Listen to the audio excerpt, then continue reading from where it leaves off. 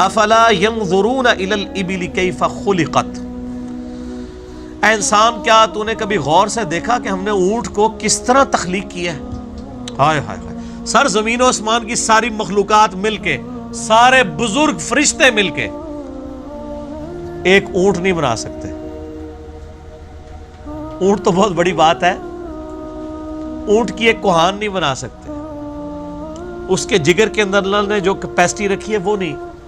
یہ اتنا غیر معمولی جانور ہے، ریگستان میں 1 مہینے تک بغیر پانی پیے یہ ٹریول کر سکتا ہے، سٹور کر لیتا ہے اپنے اندر پانی، اپنی مرضی سے سٹور نہیں کرتا، اللہ نے اسے ایسا بنایا۔ اسے تو پتہ بھی نہیں ہوگا کہ میں کیوں سٹور کر لیتا ہوں، جیسے ہمیں نہیں پتا کہ ہم کھانا پینا جب کر کے فارغ ہوتے ہیں تو ہمارا معدہ کس طرح اس کو ہضم کرتا ہے، چھوٹی آنت کے اندر، پھر بڑی آنت میں کیا ہوتا ہے، اور کس طرح ہمارے گردے ورکنگ کرتے ہیں، ہمارے کسی بزرگ کو بھی نہیں پتا، ہمیں بھی نہیں پتا۔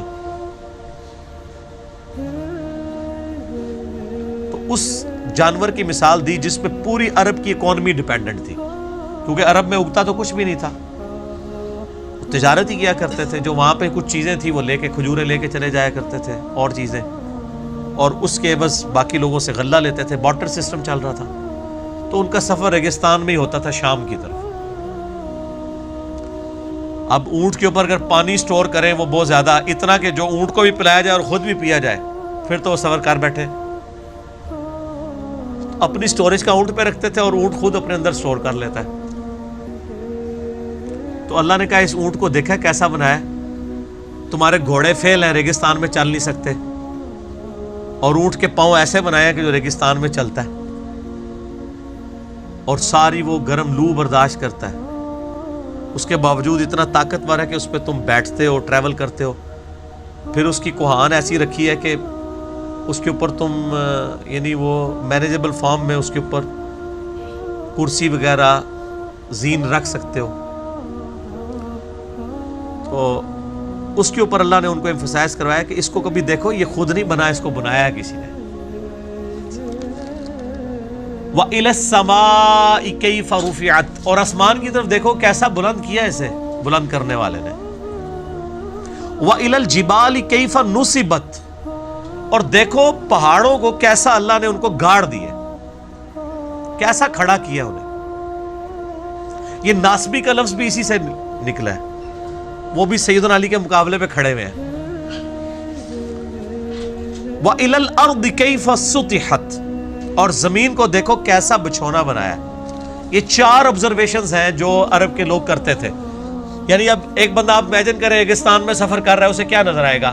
سبزہ تو کوئی نظر نہیں آنا، اوپر آسمان، نیچے زمین، اور دور پہاڑ، اور خود اونٹ پہ۔ یہ 4 ہی آبزرویشن ہوگی نا۔ اونٹ نظر آئے گا اسے، زمین نظر آئے گی، آسمان نظر آئے گا، یا دور دراز اگر کوئی پہاڑی ٹیلے ہیں تو وہ نظر آئیں گے، اور کچھ بھی نہیں۔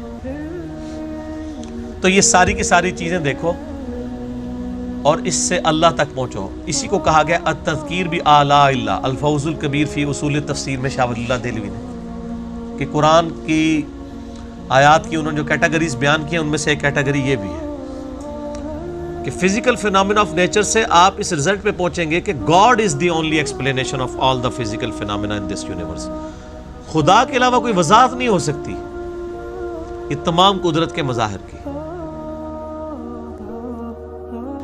فذکر، اے نبی علیہ السلام پس انہیں سمجھاتے رہے، انما انت مذکر، بے شک آپ تو تذکیر کرنے کے لیے بھیجے گئے۔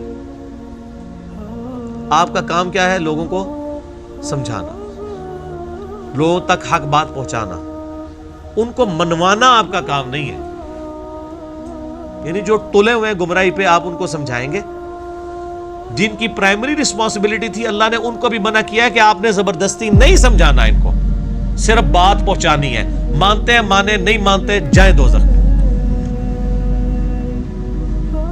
اور یہاں پہ وہ بات دوبارہ ریپیٹ، انما انت مذکر، آپ کا کام، آپ تو صرف ڈر سنانے والے، لست علیہم بمسیطر، آپ ان کے اوپر داروغہ بنا کے، نگہبان بنا کے نہیں بھیجیں گے کہ آپ ان کے سر پہ کھڑے ہو جائیں گے مانو، نہیں، دعوت دیں گے، مانتے مانے نہیں جاتے جائیں دوزخ میں. انا ہدیناہ السبیل اما شاکرا و اما کفورا. ہم نے ہدایت کا راستہ واضح کر دیا، اب تمہاری مرضی ہے، شکر گزاری کی روش اختیار کرو خواہ ناشکری کی. خدا کو کوئی پرواہ نہیں ہے، خدا بے پرواہ ہے، یہ ذہن میں رکھیے گا.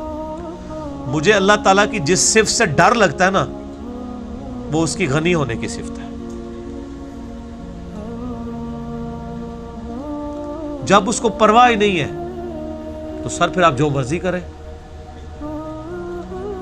اٹھا کے پھینکے گا دوزخ میں، چیختے رہیں گے، اسے پرواہ ہی نہیں. سورہ المومن کے سٹارٹ میں آتا ہے کہ اللہ تعالیٰ جب نافرمانوں کو عذاب دے گا نا تو ان سے پوچھے گا آج تمہیں تکلیف ہو رہی ہے؟ تو کہیں گے آج تو ہم اپنی جان سے بیزار ہیں.